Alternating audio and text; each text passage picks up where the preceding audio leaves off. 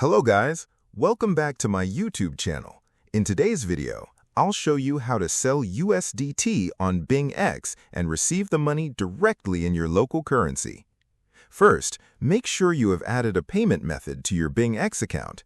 Then, go to P2P Trading, switch to the Sell tab, and select your local currency.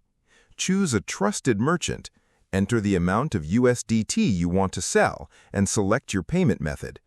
After placing the order, wait for the buyer to send the payment. Always check your bank account or payment app to confirm that the money has actually been received.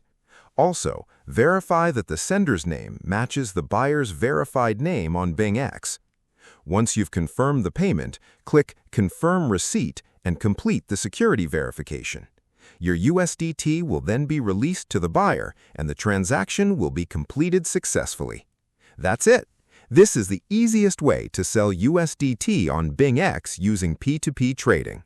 If this video helped you, don't forget to like, subscribe, and turn on notifications for more crypto tutorials.